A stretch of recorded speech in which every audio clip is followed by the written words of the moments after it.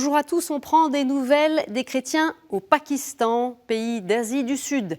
C'est un État jeune, fondé en 1947 au moment de l'indépendance de l'Inde. Il a pour capitale Islamabad. Sur une population d'environ 241 millions d'habitants, selon le dernier recensement, des habitants majoritairement musulmans, les chrétiens sont ultra minoritaires. Ils sont les plus pauvres parmi les pauvres, des citoyens de seconde zone subissant violence et discrimination. Je retrouve notre invité.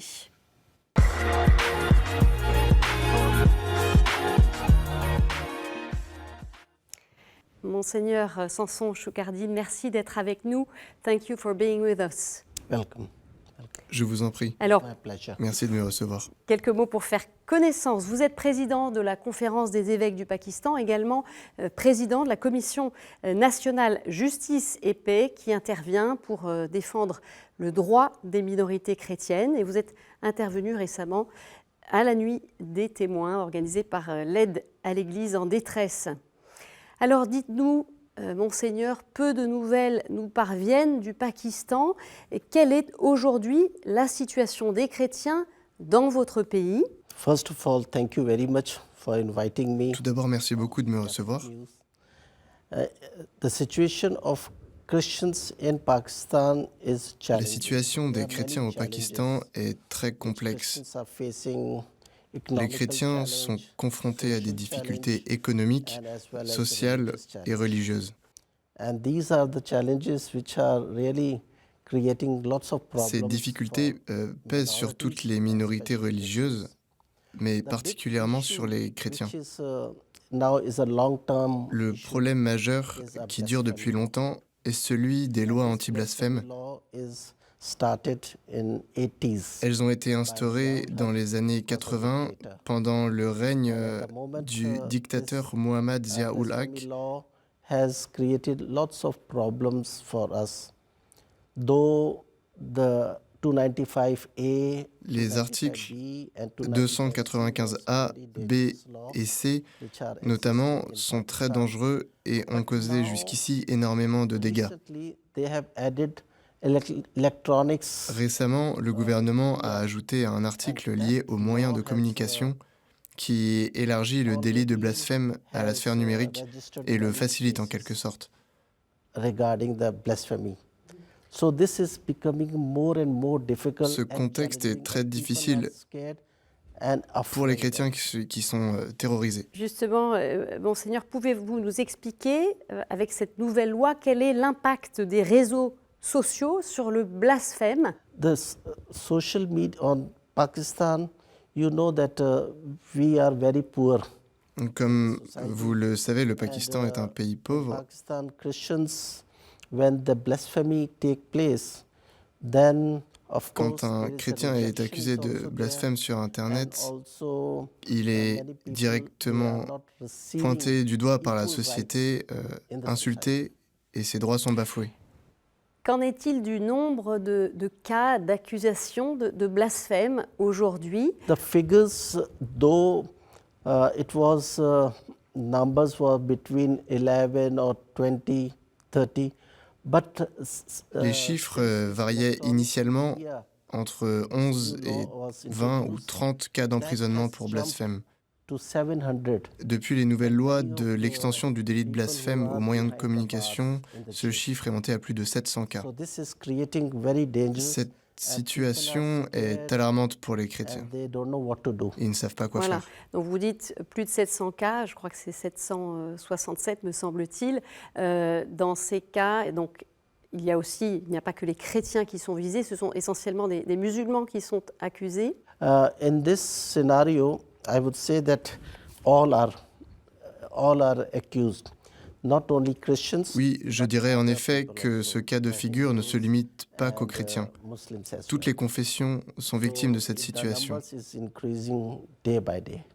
Et les chiffres d'emprisonnement augmentent d'autant plus jour après jour.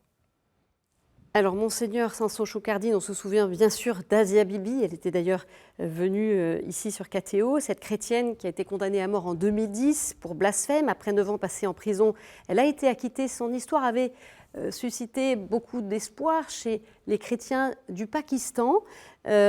Dites-nous justement, voilà, ces espoirs aujourd'hui, ils sont déçus. Asia's Bibi's story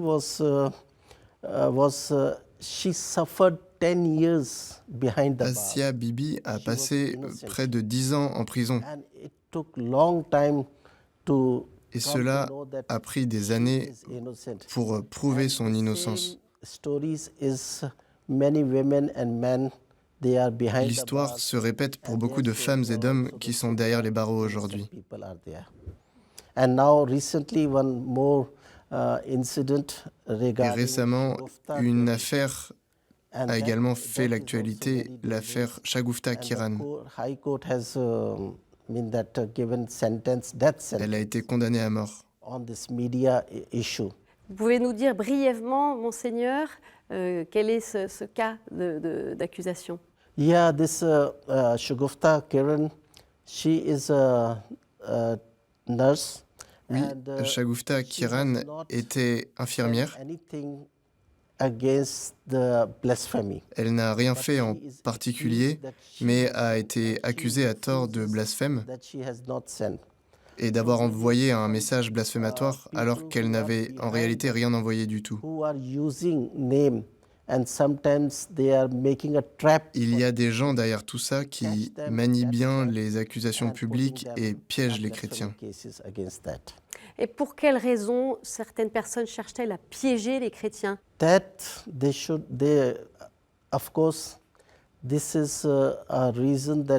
bien, ils n'acceptent pas la présence des chrétiens.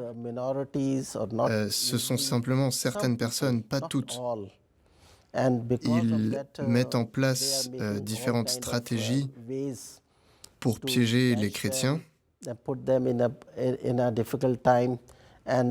les mettre en difficulté, et ceux-ci doivent quitter le pays ou changer de religion.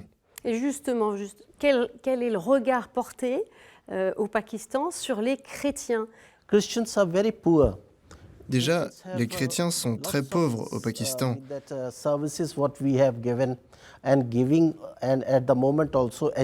Mais actuellement, ils contribuent beaucoup au système du Pakistan, au système éducatif, au système médical, à son armée.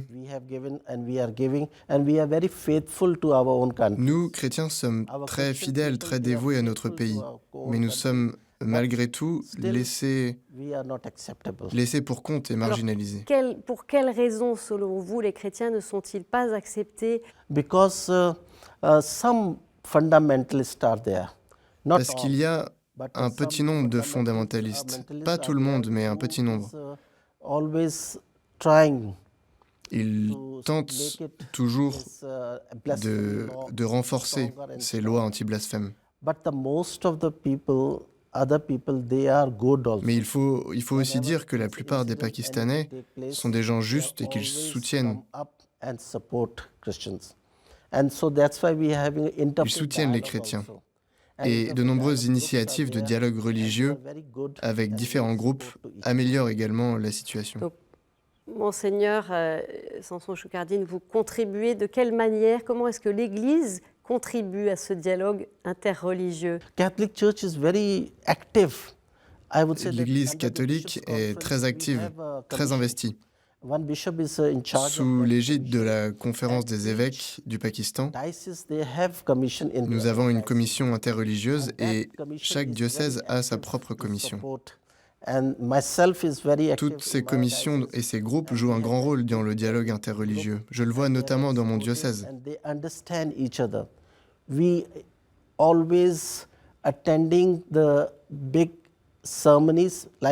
Par exemple, à l'occasion des grandes fêtes religieuses, des cérémonies, des rencontres ont lieu.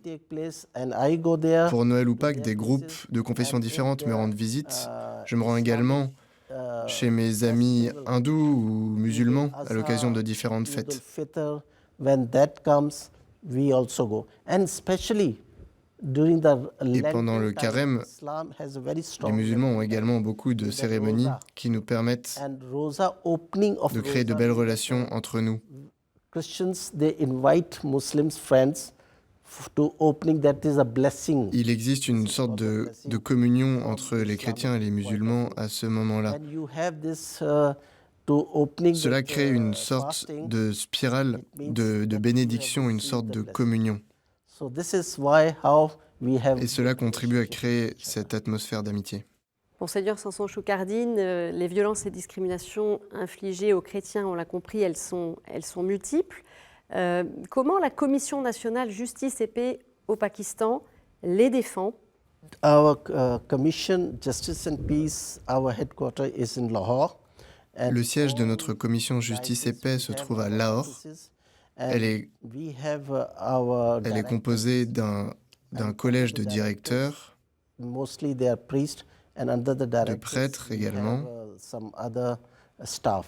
et de salariés divers. Our office is very active, not only bringing the issues. Notre bureau est très actif. Il assure une mission cruciale de plaidoyer auprès des autorités et défend les chrétiens devant les tribunaux en engageant notamment des avocats. Ce dernier point est très délicat puisque peu d'avocats veulent prendre le risque de défendre des chrétiens accusés de blasphème. Et on se souvient But d'ailleurs Justice and Peace office, they À la have commission Justice et Paix, nous avons de bons avocats panel, and qui nous aident according beaucoup to sur that, ces cases, dossiers. we contact those lawyers and they come up. Monseigneur Samson Choukardine, selon vous, qu'est-ce qu'il faudrait pour que les choses changent, s'améliorent au Pakistan pour les chrétiens? Actually, that I would say that there are many cases are coming up, and we Je are dirais not, que les affaires se multiplient. as a Christians, we are not asking for eradicating the law. Nous, chrétiens, nous ne demandons pas We are d'enlever et d'effacer ces lois, mais not to nous aimerions qu'elles ne soient pas misuse détournées. the law. Because misusing the law is very Parce que c'est ça le véritable regular problème. and common now. C'est le détournement de If la there loi. is any jealousy between each other, if there is anything the À people cause de ces will not lois, accept de fausses accusations émergent de toutes parts et cela crée de vrais problèmes. create problem and then they make a blasphemy case against you. So this is, we are not asking for Encore une fois, nous ne demandons pas d'effacer ces lois, mais nous voulons qu'elles soient utilisées de la bonne manière. Alors justement, que faut-il faire selon vous pour que ces lois ne soient pas mal utilisées, que les accusations injustifiées puissent cesser? The good thing is that Pakistani government should have Une solution juste pourrait être que le gouvernement pakistanais wrongly accused or made a case, mette les accusateurs face à leurs responsabilités then if et it que les is fausses proved accusations that soient it punies was innocent and et donc dissuadées. the same issue should be taken against that person. That person which has made a case L'accusateur against this, doit that faire person face should also be à ses faced, responsabilités. the tune what is wrong is done. Second thing is for La deuxième chose, selon moi, say that more interfaith dialogue, serait de renforcer le dialogue interreligieux. that more people they Il come peut up. considérablement améliorer la situation. Alors nous devons le renforcer et l'approfondir. Government. Some governments they can make it. Enfin, les hautes instances There juridiques should be a law, or there should be in a way that when ou les instances policières devraient systématiquement examiner les accusations et faire ressortir de manière impartiale les fausses accusations, les calomnies. whether it is a real case or just a fake case. Il faut pouvoir identifier les affaires qui sont véritables et les affaires qui sont de fausses affaires. Otherwise, the small staff of the police, when it comes to them, Sinon, la police reçoit beaucoup de pression. C'est très important pour que les rapports d'information soient fiables. Et comment ces violences, ces discriminations impactent la vie de foi des chrétiens? Comment est-ce qu'ils vivent cela dans leur foi? Once there's accusation on anyone Quand quelqu'un est victime d'une accusation de blasphème, who has been accused, sa vie devient extrêmement difficile. And after this, it is very difficult to show that. Il est très difficile de prouver l'innocence de quelqu'un qui est accusé de blasphème. Sometimes they are life threat. Even the government Elle reçoit même des menaces de mort. release you. Et même quand la personne est finalement innocentée et libérée, sa vie reste un calvaire. Et qu'en est-il de leur foi? Est-ce que tous ces événements les découragent dans leur foi? This is the way how it is working. Faith element is not so much. Je dirais que ce qui provoque cette situation, ce sont justement moins des questions de foi, For protection, but I say that this is more personal and jealousies. Beaucoup de fausses accusations viennent d'une rancune personnelle. This law is used for wrong Mais ce purposes, contexte est une but manière it is not pour meant nous, actually for wrong purposes. It is meant c'est to une manière save d'éprouver our notre own foi. faith. Alors, justement, la vie de foi des chrétiens, comment elle se vit dans ce contexte? More persecution, stronger in faith. Plus nous sommes victimes de persécutions, plus nous avons la foi. Our people, they are going through many Les chrétiens font face à de nombreux obstacles, de nombreuses difficultés. Ils sont effrayés, mais leur foi grandit à vue d'œil.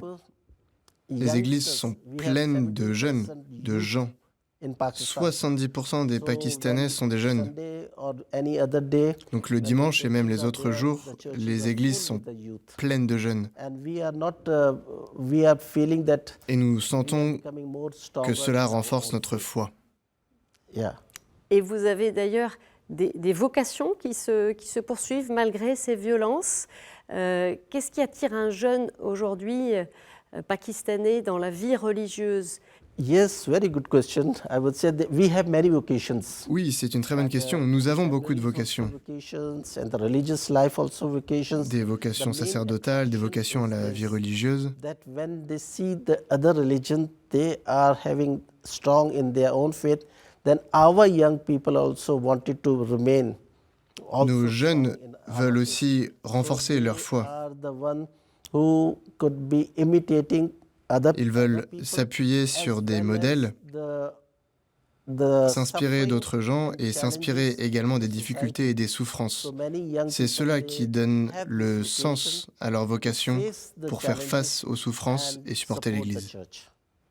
Alors on sait aussi que la présence de l'Église catholique au Pakistan elle est importante dans l'éducation.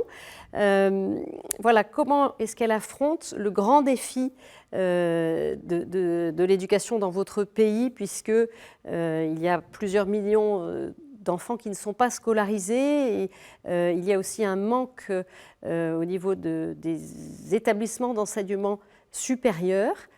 About the education, yeah, education is a big challenge for us Oui, because l'éducation est un point crucial, une grande difficulté pour les chrétiens, qui sont parmi les plus rejetés de la société. nearly 60% are illiterate. Only 40%. Environ 60% sont analphabètes. Seuls 40% savent lire et écrire. Ils ne sont pas assez riches pour aller à l'université. Ils sont très faibles, fragiles socialement, et beaucoup s'arrêtent en cours de chemin. Le second problème, quand ils vont à l'université publique, par exemple, c'est qu'ils sont marginalisés. Ils sont rejetés parce qu'ils sont chrétiens. Leurs camarades leur disent « Vous êtes chrétien, vous ne pouvez pas boire dans le même verre que nous ». Parfois même, les professeurs viennent les voir et leur disent « Tu es très bon élève, pourquoi ne deviens-tu pas musulman ?» Cela pousse les jeunes hommes et les jeunes femmes, beaucoup d'entre eux, à quitter les études. C'est un problème majeur. Le second problème, pour nous, c'est la vie sociale rythmée par l'islam. Nos enfants étudient la même chose que les autres enfants. Mais maintenant, le gouvernement essaie de faire en sorte que chaque confession puisse avoir accès à une éducation qui lui soit adaptée. Alors, Monseigneur, justement, vous parliez de préjugés dont peuvent souffrir les jeunes et notamment les étudiants. On va en voir une illustration dans cet extrait de documentaire « Les chrétiens du Pakistan » produit en 2018 par le CRTN pour l'aide à l'Église en détresse.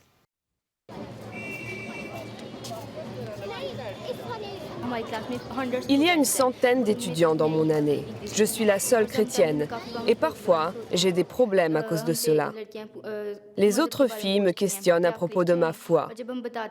Lorsque je réponds que je suis chrétienne, elles disent « Tu es vraiment chrétienne? Tu n'en as pas l'air. » Lorsque j'étais en terminale, quelques-unes de mes camarades disaient en ma présence « Ne bois pas dans son verre, car elle est chrétienne. » Ces mots me touchèrent profondément. Je l'ai dit à mon père une fois rentré à la maison. Il me dit de ne pas m'en faire, car il est écrit dans la Bible que bienheureux seront ceux qui sont persécutés pour l'amour de Jésus-Christ. Tu es une bonne personne. Tu vois les gens qui parlent de toi de cette façon, car tu crois en Jésus-Christ.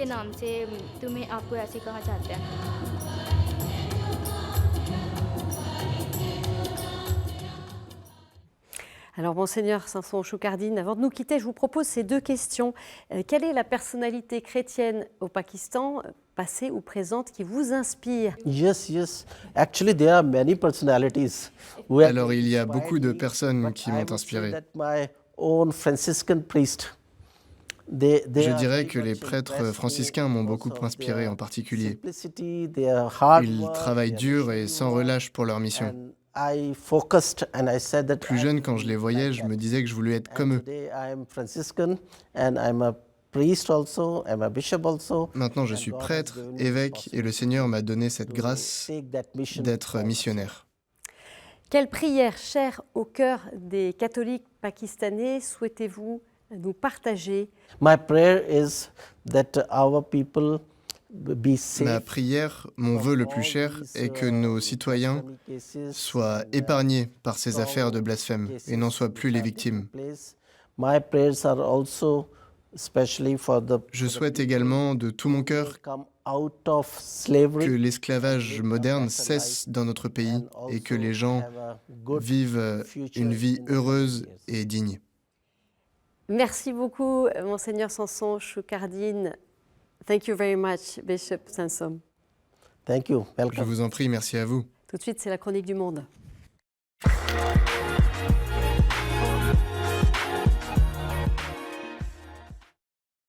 Et nous retrouvons depuis Beyrouth le père Michel Aboud, président de Caritas Liban. Bonjour à tous. On s'adresse à vous du Liban, ce pays qui a été martyrisé par le feu. Maintenant, on a déclaré le cessez-le-feu, mais ils n'ont pas déclaré que la guerre a été terminée. On a annoncé la trêve, mais on n'a pas annoncé la paix.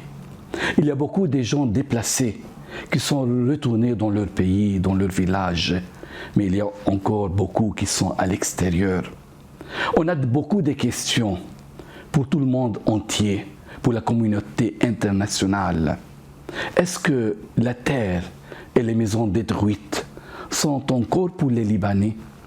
Est-ce que ce sont les innocents qui doivent payer le prix de l'enjeu des puissants?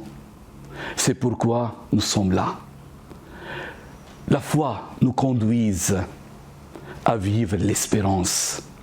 L'espérance nous conduit à vivre l'amour de Dieu. L'amour de Dieu nous laisse résilients dans cette vie pour continuer notre résilience en portant toujours notre foi. Et cette foi-là qui nous conduit à vivre la terre pour arriver au ciel. C'est notre foi. Merci pour cette chronique. Voilà, c'est la fin de cette édition. Vous pouvez la retrouver sur notre site internet, sur nos réseaux sociaux. Très bonne semaine à tous. Au revoir.